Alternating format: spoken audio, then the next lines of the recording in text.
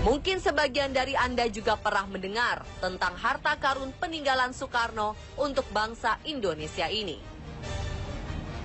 Ada yang percaya jika harta karun tersebut tersebar di beberapa wilayah di Indonesia dan dijaga oleh makhluk gaib. Sebagian besar lainnya percaya kepada informasi yang lebih logis yang mengatakan jika harta karun tersebut ada di luar negeri, yakni di sebuah bank di Swiss. Dan ada juga yang tidak percaya sama sekali. Bagi sebagian besar yang percaya, harta ini disebut-sebut sebagai harta amanah milik negara Indonesia, yaitu berupa emas batangan seberat 57.000 ton. Jika diuangkan, emas tersebut bernilai sekitar 1.900 miliar dolar Amerika atau sekitar 24.700 triliun rupiah. Bukan jumlah yang sedikit memang. Dikatakan jumlah harta amanah Soekarno ini akan mampu melunasi seluruh hutang luar negeri Indonesia yang pada Juli tahun 2015 sudah tercatat berjumlah sekitar 4.376 triliun rupiah. Berbagai spekulasi mengenai keberadaan harta karun tersebut terus bermunculan. Ada yang meyakininya hingga melakukan berbagai tindakan pelacakan, namun tidak sedikit yang meragukannya. Apa bukti yang menyebutkan jika harta karun peninggalan Soekarno ini benar-benar ada? Dan dari manakah asal harta karun tersebut? Perjanjian The Green Hilton Memorial yang kabarnya berlangsung di Jenewa, Swiss pada November 1963 menjadi sebuah peristiwa penting yang berkaitan dengan harta amanah Soekarno tersebut. Disebut-sebut Bung Karno pernah menyetor dan menitipkan harta karun kekayaan Republik Indonesia sebanyak 57.000 ton batangan emas kepada State Treasury.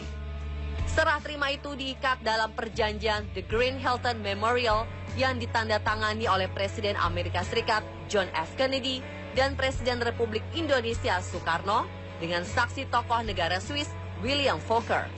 Poin penting dari perjanjian itu adalah diakuinya 50% keberadaan emas murni batangan milik RI yang tersimpan di luar negeri, yaitu sebanyak 57.150 ton dalam kemasan 17 paket emas oleh pihak Amerika Serikat sebagai pihak pertama.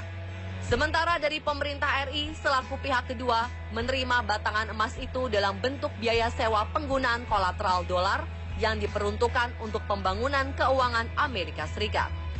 Pernyataan lebih penting tentang isi perjanjian itu adalah biaya sewa yang ditetapkan sebesar 2,5% setiap tahun bagi siapa atau bagi negara mana saja yang menggunakannya. Biaya sewa yang ditetapkan tersebut dibayarkan ke sebuah akun khusus bernama The Heritage Foundation atau The HEF yang pencairannya hanya boleh dilakukan oleh Bung Karno sendiri atau persetujuan Sri Paus Vatikan. Sedangkan pelaksanaannya dilakukan pemerintahan Swiss melalui United Bank of Switzerland atau UBS. Berbagai otoritas moneter maupun kaum monetaris menilai perjanjian itu sebagai fondasi kolateral ekonomi perbankan dunia hingga kini. Bagi politikus Amerika Serikat sendiri, The Green Hilton Agreement merupakan perjanjian paling bodoh yang dilakukan pemerintah Amerika Serikat.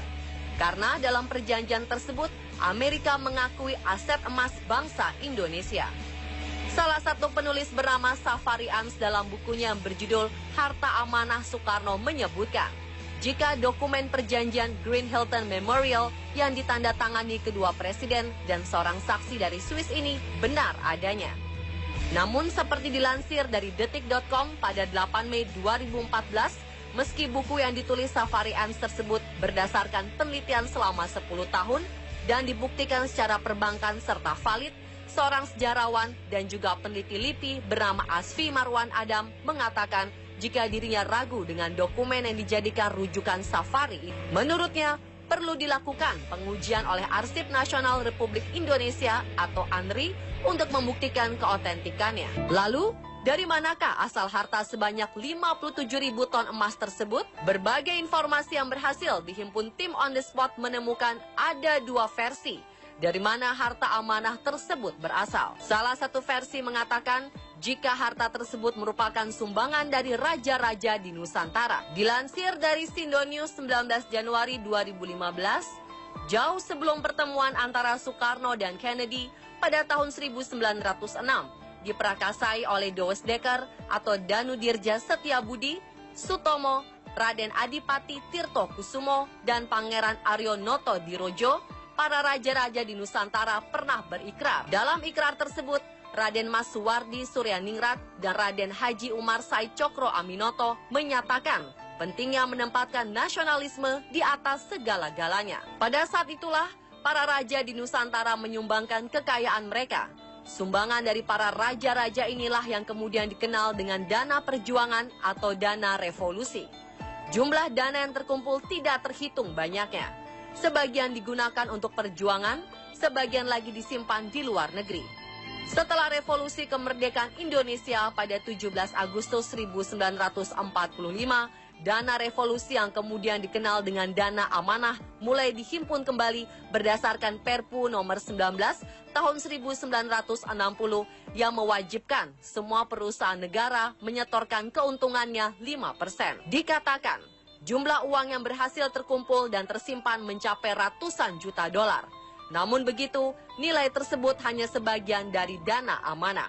Sebagian besar dana yang terhimpun adalah yang tercatat dalam perjanjian The Green Hilton Memorial Agreement Geneva yang ditandatangani di Hotel Hilton Geneva. Versi lainnya mengatakan, jika dana tersebut berasal dari kebiasaan para raja dan kalangan bangsawan saat itu yang pro atau tunduk kepada Belanda lebih suka menyimpan harta kekayaannya. Harta yang disimpan para raja itu biasanya dalam bentuk emas batangan dan tersimpan di bank sentral milik kerajaan Belanda di Hindia Belanda, De Fayache Bank, yang merupakan cikal bakal Bank Indonesia. Namun secara diam-diam pihak Belanda memboyong seluruh emas batangan milik para raja-raja dan bangsawan Nusantara tersebut ke negerinya. Namun setelah meletus Perang Dunia II di front Eropa, kala itu wilayah kerajaan Belanda dikuasai oleh pasukan Nazi Jerman, yang kemudian memboyong seluruh harta kekayaan Belanda ke Jerman, termasuk harta simpanan para raja di Nusantara. Selanjutnya, Jerman yang dikalahkan oleh pasukan sekutu yang dipimpin Amerika Serikat, lalu membawa harta-harta tersebut ke negaranya. Bermodalkan harta tersebut, Amerika kembali membangun The Federal Reserve Bank atau Fed yang hampir bangkrut karena dampak Perang Dunia II. Kabar penjarahan emas batangan oleh pasukan Amerika itu didengar oleh Bung Karno yang mengutus Dr. Subandrio, Hairul Saleh, dan Yusuf Muda Dalam. Pihak Amerika dan beberapa negara sekutu saat itu selalu berdalih Perang Dunia masuk dalam kategori force majeure, yang artinya tidak ada kewajiban pengembalian harta tersebut oleh pihak pemenang perang. Namun dengan kekuatan diplomasi Soekarno, akhirnya berhasil meyakinkan para petinggi Amerika Serikat dan Eropa jika aset harta kekayaan yang diambil alih sekutu itu berasal dari Indonesia dan milik rakyat Indonesia. Di antara fakta yang paling kuat adalah para ahli waris dari nasabah The Fayache Bank selaku pemilik harta tersebut yang masih hidup. Dari situ, maka terbagi harta kekayaan masing-masing 50% antara Indonesia dan Amerika Serikat dan pasukan sekutu. Maksud dari pembagian itu adalah 50% berupa 52.150 ton emas murni dijadikan kolateral atau jaminan untuk membangun ekonomi Amerika Serikat dan beberapa negara Eropa yang baru luluh lantak dihajar Nazi Jerman. Sedangkan 50% lagi dijadikan sebagai kolateral atau jaminan yang membolehkan bagi siapapun dan negara manapun untuk menggunakan harta tersebut dengan sistem sewa atau leasing selama 41 tahun dengan biaya sewa per tahun sebesar 2,5%. Beberapa orang dari luar negeri yang mengaku bisa membantu pemerintah Indonesia untuk mencairkan harta tersebut. Di antaranya adalah seorang mediator keuangan asal Austria bernama Gustav Jobsmann. Jobsmann mengaku dirinya memiliki dokumen pendukung yang menjadi bukti eksistensi harta Soekarno di Bank Swiss. Jobsmann juga mengatakan bisa membantu mencairkan harta Soekarno itu dengan syarat keluarga Soekarno bersedia menginvestasikan semua harta warisan itu di Austria yang saat itu sedang membutuhkan suntikan modal. Jobsmann bahkan mengatakan sudah menghubungi salah seorang keluarga Soekarno bernama Seno Edi Sukanto untuk membicarakan perihal harta itu.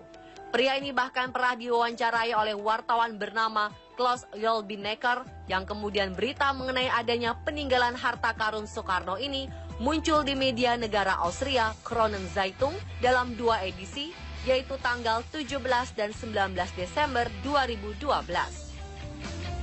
Seperti dilansir nzherald.co.nz 29 September 2011, aksi yang lebih ekstrim juga dilakukan oleh seorang pria penipu ulung asal Selandia Baru bernama James Lyndon Graham. Tak tanggung-tanggung, ia mengaku sebagai anak angkat dua Presiden RI, Soekarno dan Soeharto. Graham membual telah diadopsi resmi oleh keluarga Soekarno. Ia pun mengaku memiliki kuasa atas harta simpanan keluarga Soekarno senilai 50 juta US dollar dan 100 juta US dollar dalam bentuk emas batangan di Bank Swiss. Kepada para korbannya, Graham mengklaim dekat dengan Interpol.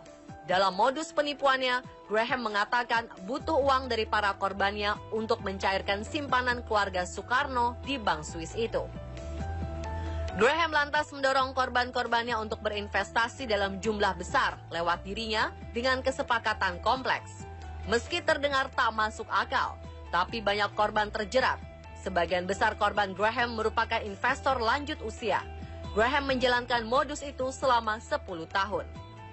Penipu kakap ini sempat ditangkap di Bandara Auckland, Selandia Baru, Juli 2009 saat hendak bertolak ke Singapura. Ia dibebaskan karena membayar uang jaminan dan mengulangi aksi penipuannya lagi. Ketika akhirnya ditangkap lagi dan diproses hukum, Graham dinyatakan bersalah atas 99 kasus penipuan senilai 1,6 juta dolar. Pria berusia 68 tahun itu pun divonis penjara selama 3 tahun 2 bulan. Vonis itu dipotong dari yang seharusnya 6 tahun dengan pertimbangan usia Graham yang sudah tua dan ia menderita beberapa penyakit. Tak hanya di luar negeri, pengklaim juru kunci keluarga Soekarno juga kerap terdengar di dalam negeri. Tahun 2011 misalnya, seorang kakek bernama Zakaria Sukarya Pota yang mengaku berusia 126 tahun dan berasal dari Bolaang Mongondo, Sulawesi Utara mengklaim memiliki sejumlah emas batangan dan surat berharga berisi kekayaan RI yang tersimpan di Bank Swiss.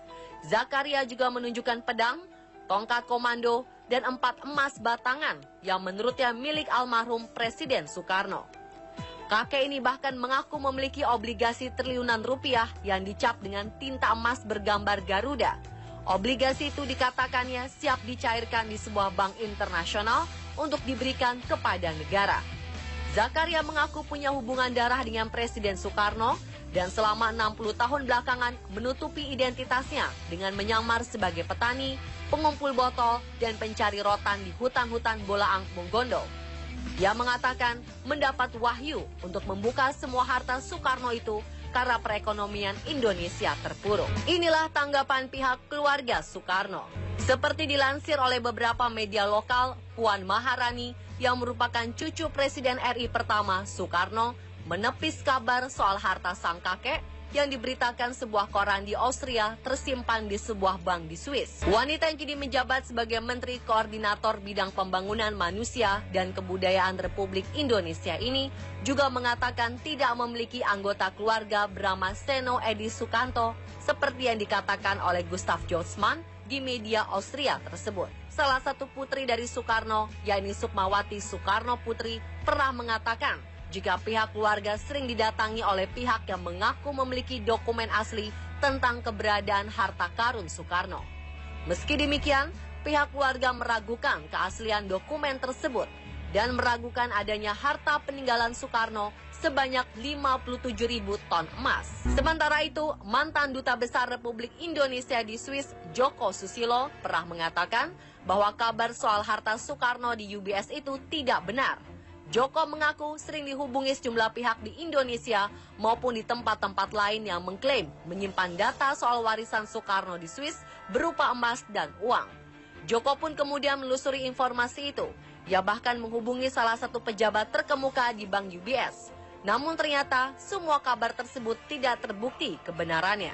Sebagian orang yang mengaku-ngaku sebagai pewaris Soekarno yang bisa mencairkan hartanya di Bank Swiss pun pada akhirnya tidak bisa membuktikan apa-apa. Sampai saat ini, belum ada kisah lanjutan bahwa mereka telah berhasil mencairkan harta Soekarno tersebut dan kisah-kisah ini berlalu dengan cepat seiring angin berhembus.